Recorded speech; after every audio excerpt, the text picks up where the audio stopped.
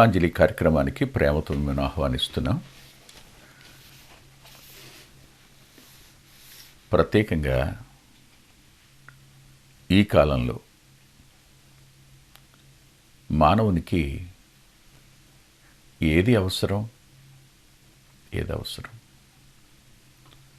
మీరు వార్తాపత్రికలు చూడండి. వార్తాపత్రికలు చదువుతున్నప్పుడు అన్నీ మనం తట్టుకోలేని వార్తలే. ఏ పేజీ తిప్పినా ఉండే వార్తలన్నీ బాధకు సంబంధించినవి, ప్రమాదాలకు సంబంధించినవి, మరణాలకు సంబంధించినవి, రకరకాలైన మోసాలకు సంబంధించినవి. ఇవే వార్తలు. చాలా కాలం పేపర్ చదివే అలవాటున్న అనేక మంది ఈ కరోనా ప్రారంభమైన తరువాత పేపర్ చదవడం మానేశారు. ఎందుకు మానేశారు అంటే, పేపర్ తీస్తే బీపీ పెరుగుతున్నట్టుగా ఉంది.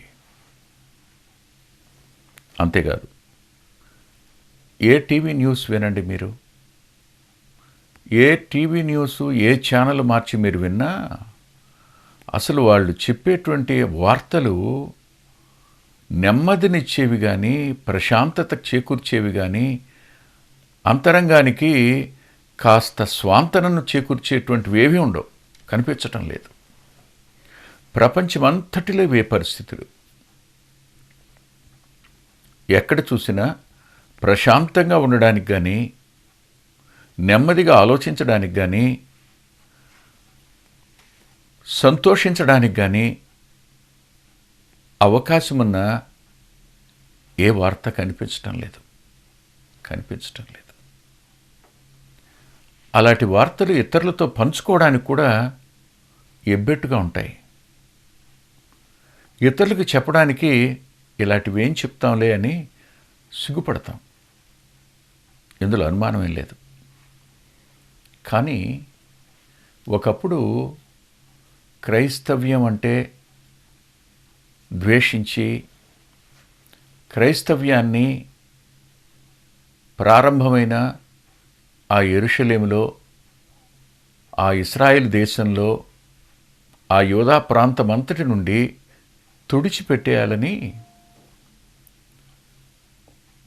విపరీతమైన ద్వేషం, కక్ష, పగ కలిగిన వాడై ఆ క్రైస్తవం మీద తిరగబడి అనేకుల చావుకు కారణమైన వ్యక్తి ఒక మాట అన్నాడు. రోమాపత్రిక 1వ అధ్యాయం 16వ వచనం, సువార్తను గురించి నేను సిగ్గుపడివాడను కాను అన్నాడు. సువార్తను గురించి నేను సిగ్గుపడివాడను కాను అన్నవాడు 15వ వచనంలో అంటాడు కదా, నా వలనైనంత మట్టుకు రోమాలోని మీకును సువార్త ప్రకటించుటకు సిద్ధముగా ఉన్నాను అన్నాడు.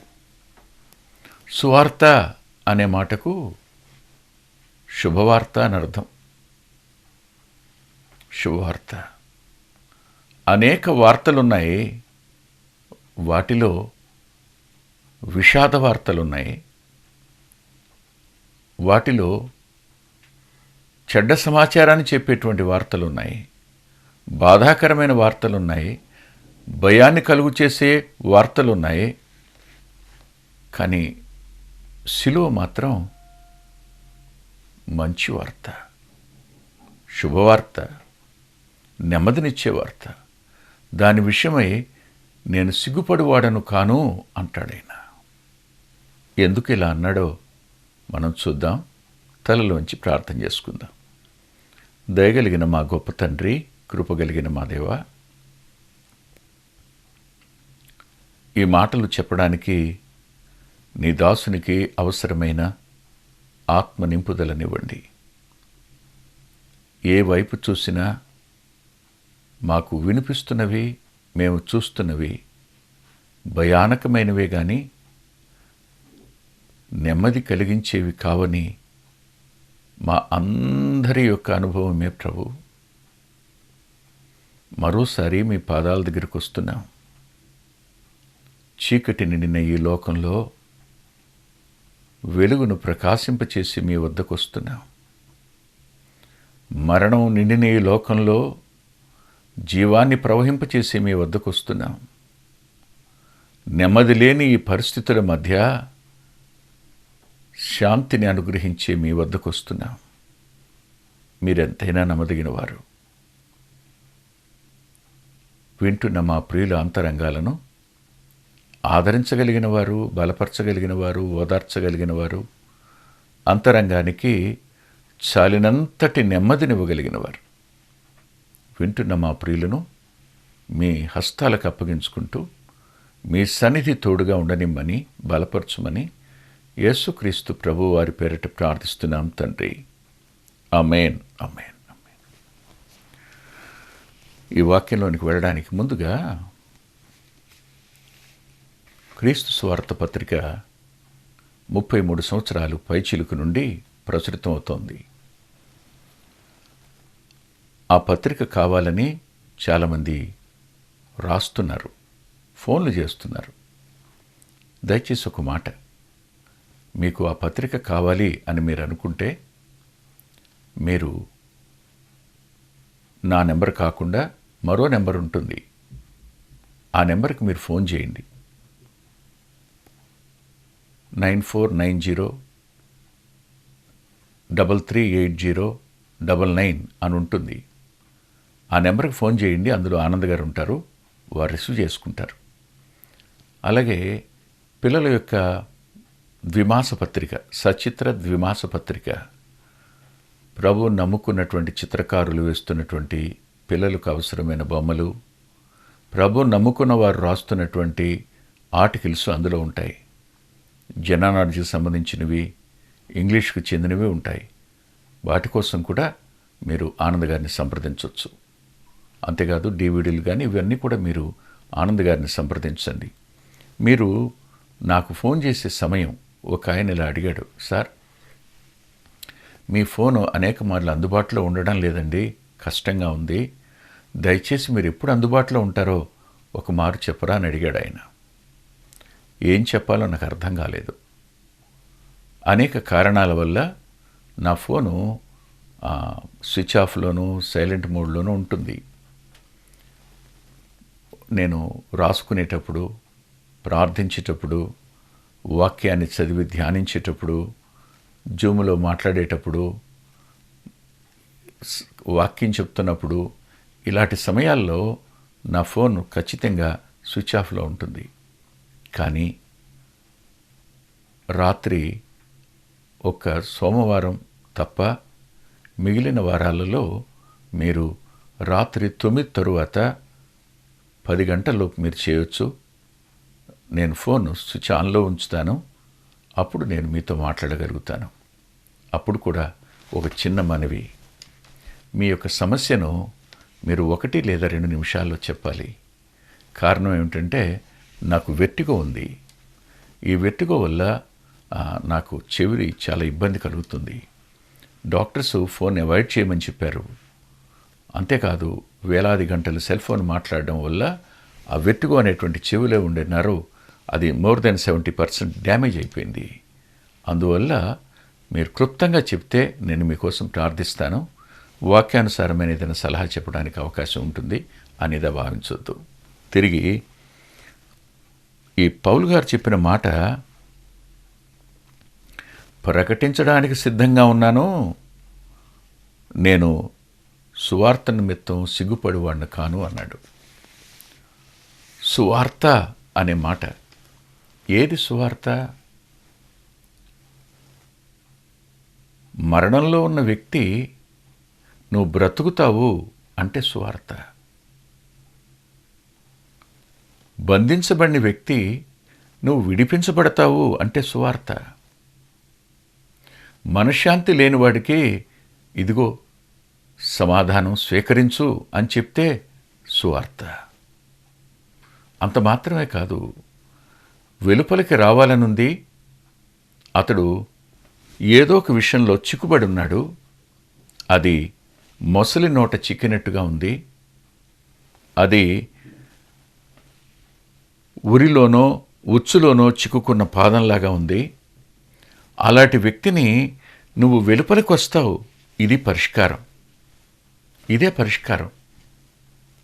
ఒక్కసారి నీ మనసులో ఇలా అనుకో, ఇలా అడుగు అని, నన్ను రక్షించుమని అడుగు అని చెప్పడం పరిష్కారాన్ని చూపించేటువంటి ఆ మాట శుభవార్త కాదా? ఖచ్చితంగా శుభవార్తే. ఓ రోజు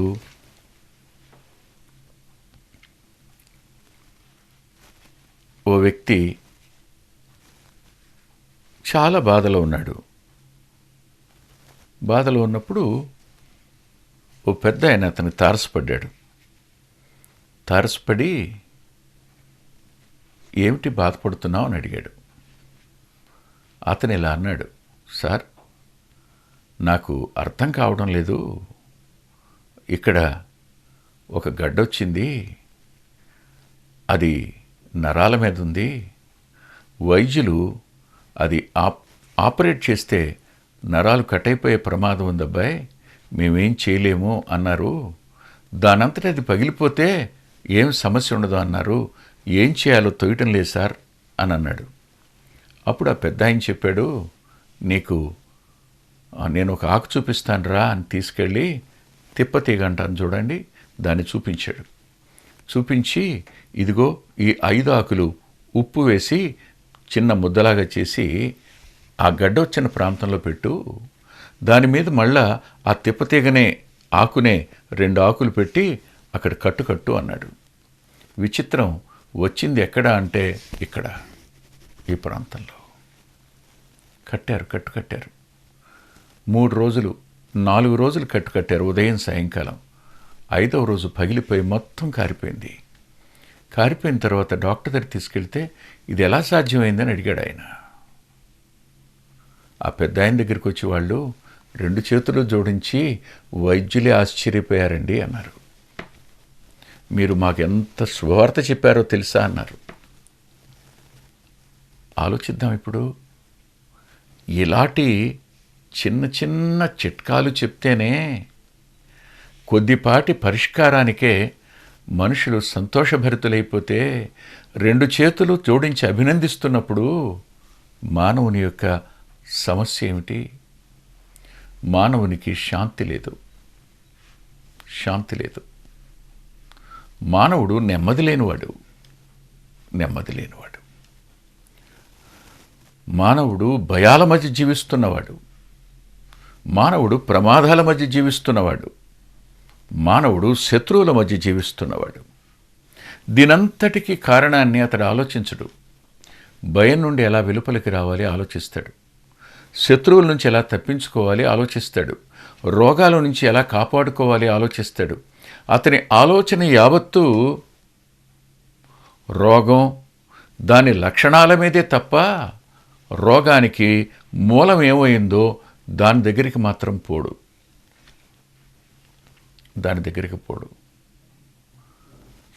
సమస్యలున్నాయి, ఇబ్బందులున్నాయి, శత్రువులున్నారు.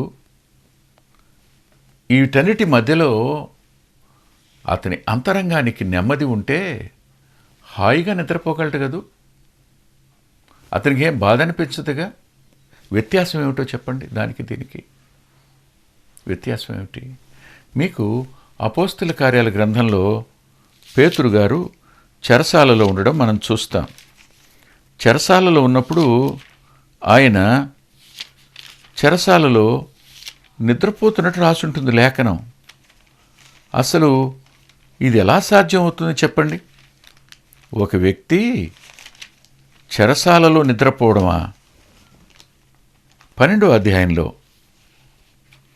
రాస్తూ ఇలా అంటాడు, సంకెళ్ల చేత బంధించబడి 2 సైనికుల మధ్య నిద్రించుచుండెని రాశాడు. తెల్లవారితే మరణం. అంతకుముందే యాకోబును చంపించాడు హేరోదు. ఇప్పుడు పేతుర్ని చంపించాలని చెరసాలలో పెట్టాడు. చెరసాల వెలుపల కావలివారు ఉన్నారు. చెరసాల లోపల కావలి వారు ఉన్నారు. అందున 4 చతుష్టయముల సైన్యం ఉందని రాశాడు. అంటే 16 మంది సైన్యం ఉన్నారన్నమాట.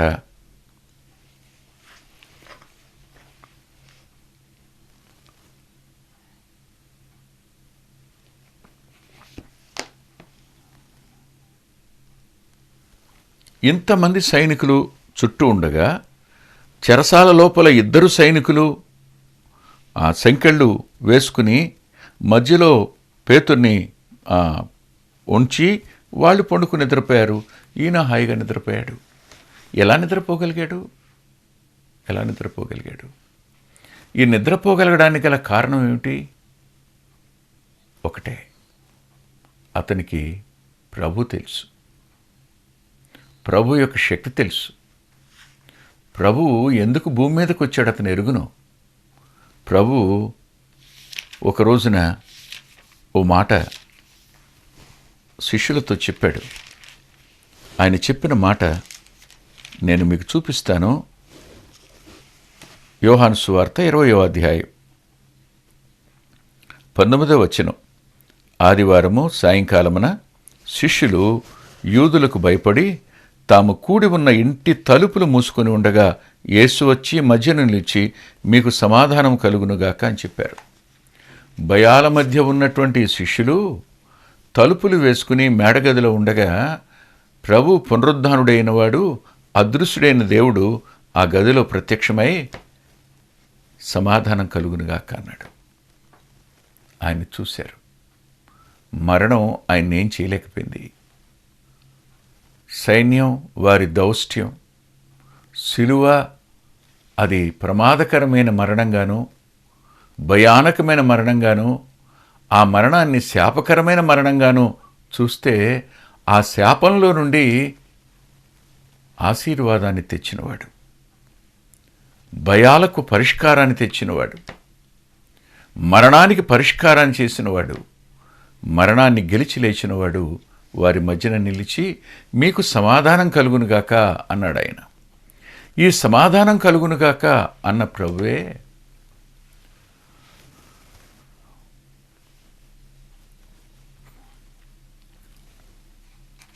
ఈ మాటలు విని కూడా యోహాను సువార్త ఆఖరి అధ్యాయంలో నేను చేపల పట్టబోదును అని అన్న పేతురు గారు తనతో పాటు మరికొద్ది మందిని తీసుకుని చేపల వేటకు వెళ్ళి తిరిగి వచ్చారు. తెల్లవారేసరికి దరికొచ్చారు. ఏమీ పట్టల. అలాంటి సమయంలో ఆయన వారి భయాలను ఎరిగినవాడు మరలా ఒడ్డున నిలబడ్డాడు. ఒడ్డున నిలబడినవాడు వారి కొరకు ఆహారాన్ని సిద్ధపరిచాడు. పునరుద్ధానుడైన ప్రభు సిద్ధపరిచి వారికి ఆహారం పెట్టాడు. తినడానికి మీ దగ్గర ఏమైనా ఉందంటే ఏమీ లేదన్నారు వాళ్ళు. ఏమీ పడలేదా రాత్రి అన్నారు. ఆయనకు వేరుగా ఉండి ఏం చేయలేము అనే సత్యం వారికి అర్థమైంది. అప్పుడు ఆయన వారితో మాట్లాడుతూ, భయపడుతున్నారా? నా పని చేయడానికి భయపడుతున్నారా? గొర్రెల్ని మేపడానికి భయపడుతున్నారా? గొర్రెల్ని కాయడానికి భయపడుతున్నారా? గొర్రె పిల్లల్ని మేపడానికి భయపడుతున్నారా అని చెప్పి ఆ పేతురు గారితో ఒక మాట అన్నాడు. పేతురు, ఇప్పుడు నీవు వయసులో ఉన్నావు, యవనుడిగా ఉన్నావు,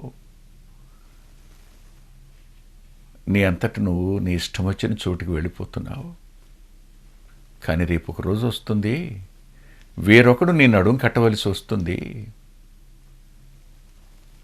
నీకిష్టం లేని చోటుకు వారిని తీసుకెడతారు అన్నాడు. ఈ మాట పేతురు యొక్క భవిష్యత్తును చెప్తున్నాడు అని మనం అనుకుంటాం.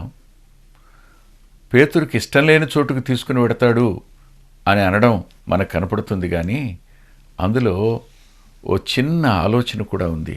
అదేమిటంటే, పేతురు, నీవు ఇప్పుడే చచ్చిపోవయ్యా, వేరొకడు నీ నడుం కట్టే వయసు వరకు బతికే ఉంటావు నువ్వు అని చెప్పినట్టు అనిపించలే. అందుకనే కాబోలు ప్రశాంతంగా భయాల నడుమ హాయిగా నిద్రపోతున్నాడు. అతడు ఇంతకు ముందే తన పాపాల విషయమై పశ్చాత్తాపడినవాడు, దుఃఖించినవాడు. ప్రభువుని ఎవరో ఎరగనో అన్న ఈ వ్యక్తి ప్రభువు అతని కళ్ళల్లో కళ్ళు పెట్టి చూసినప్పుడు పశ్చాత్తాపడి అతడు వెలుపలకు వెళ్ళి సంతాపపడి ఏడ్చాడు అన్నాడు. పశ్చాత్తాపడిన వారిని విమోచించేది శిలువపై ప్రాణం పెట్టిన ప్రభువే. తన పాపాలను ఒప్పుకుని క్షమాపణ కోరిన వారిని విడిపించగలిగిన శక్తి అయింది, విమోచించగలిగిన ప్రేమ అయింది, రక్షించగలిగిన శక్తి శిలువది. అందుకనే పౌలు భక్తుడు కొరింథీయులకు రాస్తూ ఇలా అన్నాడు. ఆయన 1వ అధ్యాయం 24వ వచనంలో అంటాడు, మొదటి పత్రిక, ఆయన యూదులకు ఆటంకముగాను అన్యజనులకు వెరితనముగాను ఉన్నాడు గాని యూదులకేమీ గ్రీకు దేశస్థులకేమీ పిలువబడిన వారికే క్రీస్తు దేవుని శక్తియు దేవుని జ్ఞానమును అయ్యున్నాడు అన్నాడు. దేవుని శక్తి, దేవుని యొక్క జ్ఞానం క్రీస్తు ప్రభు. అంతేకాదు, మరో మాట కూడా ఏమిటంటే,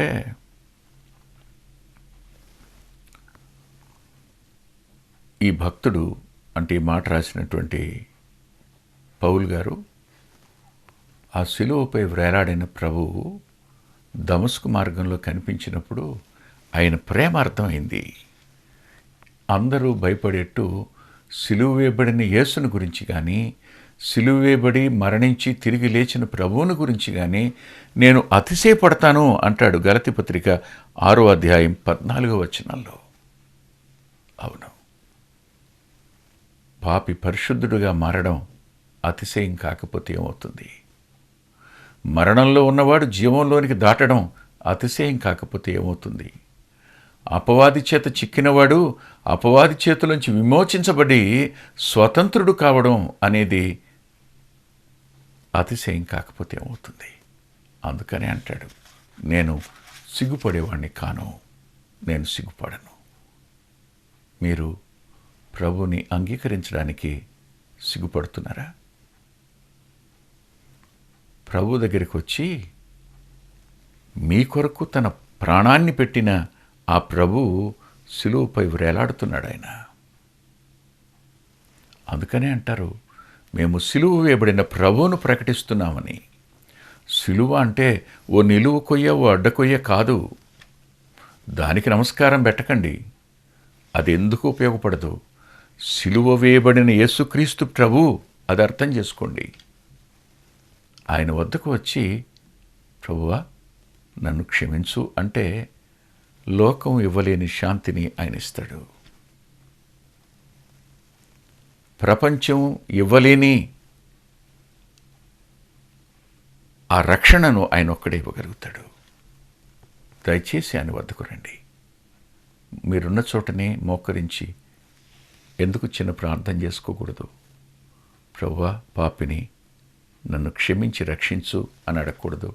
అడగండి, తలలు వంచండి.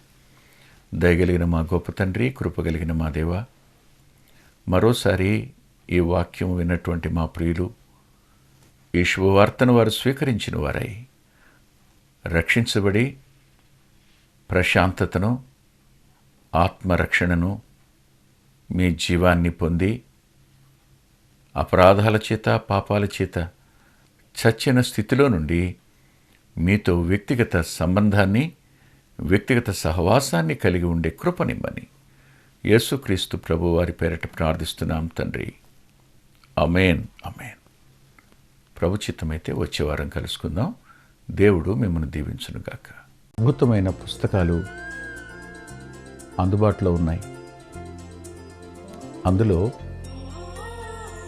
అంత్యోక్ మినిస్ట్రీస్ నుంచి ప్రచురితమైన మీ ఆత్మీయ క్షేమానికి మేలు కలుగు చేసే పుస్తకాలు మీ ఆత్మలను దేవుని కొరకై ఉజ్జీవింపచేసే పుస్తకాలు, ప్రభువులాగా జీవించడానికి ప్రేరేపించే పుస్తకాలను దైవాత్మ సహాయంతో రాయటం జరిగింది. పిల్లల కొరకై చిత్రీకరించబడిన 5 DVDలు అందుబాటులో ఉన్నాయి. ప్రతి DVD పిల్లలను దేవుని కొరకు ఎంతగానో విశ్వాసాన్ని పెంపొందింపజేసేవిగాను, ఆసక్తిని కలిగించేవిగాను, ఆత్మలో ప్రభువుని హత్తుకునేట్టు చేసేవిగాను ఉన్నాయి. ఈ మధ్యన వెలువడినటువంటి ఆ DVD సాధనం, అది మీ పిల్లలకు ఎంతైనా మేలు చేస్తుంది. ఆ పాటలను మీరు చూస్తున్నారు, వాటన్నిటినీ మీరు పొంది ఆత్మీయంగా మేలు పొందాలని ఒక దైవ సేవకునిగా మీకు మనవి చేస్తున్నాను. 6వ పిల్లల DVD సమయం అందుబాటులో ఉంది. 5 చూసిన వారు 6వది కూడా మీ పిల్లలకు చూపించి మీరు చూచి అంతరంగంలో దేవుణ్ణి స్తుతిస్తారని నమ్ముతున్నాను. తప్పకుండా ఈ DVDలు తీసుకోండి. 2018వ సంవత్సరం తెలుగు VBS DVD దాహం, పిల్లల ఆత్మీయ క్షేమం కోసం 10 పాటలతో దృశ్యరూపకంగా దీన్ని తయారు చేయడం జరిగింది. తప్పనిసరిగా ఈ DVD తీసుకోండి. పిల్లలకు వీటిని పరిచయం చేయండి. ఈ పాటలు మీ పిల్లలకు నేర్పండి. మీ సండే స్కూల్లో ఈ పాటలు నేర్పడం మర్చిపోకండి. నూతనంగా వచ్చిన పిల్లల DVD ఐక్యత అనే టైటిల్ పెడదామనుకున్నాం, కానీ కలిసి ఉందాం అనేటువంటి టైటిల్ని పెట్టడం జరిగింది. కలిసి ఉందాం, అది పిల్లలకు ఎంతో ప్రయోజనకరమైన DVD. దానిని మీరు పొంది మీ పిల్లల ఆత్మీయ క్షేమాన్ని ఖచ్చితంగా చూస్తారని నేను నమ్ముతున్నాను. ఆ DVDని మీరు సంప్రదించి పొందవచ్చు. గత 30 సంవత్సరాలుగా, ఇది 31వ సంవత్సరం, క్రీస్తు సువార్త పత్రిక అనేక మంది ఆత్మీయ ఆకలిని తీరుస్తున్నటువంటి మాసపత్రిక. ఈ పత్రికను మీరు పొంది మీ ఆత్మీయ జీవితాలకు మేలు కలుగు చేసుకుంటారని హృదయపూర్వకంగా మీకు సిఫార్సు చేస్తున్నాను. గత 2 సంవత్సరాలుగా పిల్లల ఆత్మీయ క్షేమం కోసం సచిత్ర ద్విమాస పత్రిక నెలవంక వెలువడుతోంది. అనేక మంది పిల్లలు ఆత్మీయంగా మేము మేలు పొందామని వారి ఉత్తరాల ద్వారాను వ్యక్తిగతంగా కలుసుకున్నప్పుడు సాక్ష్యం చెబుతున్నారు. మీరు కూడా మీ పిల్లల కోసం నెలవంక పత్రికను మీరు పొందొచ్చు. అందుకొరకై ఈ క్రింద ఇవ్వబడినటువంటి ఫోన్ నెంబర్ని మీరు సంప్రదించండి. మా చిరునామా కృపాంజలి, బ్రదర్ పిల్లా వెంకటరత్నం, రామచంద్రపురం రోడ్, గుడివాడ, కృష్ణా జిల్లా, Andhra Pradesh. Our address Krupanjali, brother Pilla Venkataratnam, Ramachandrapuram road, Gudivada, Krishna district, Andhra Pradesh. Phone number 9490504299 9490504299. కురిసే మంచు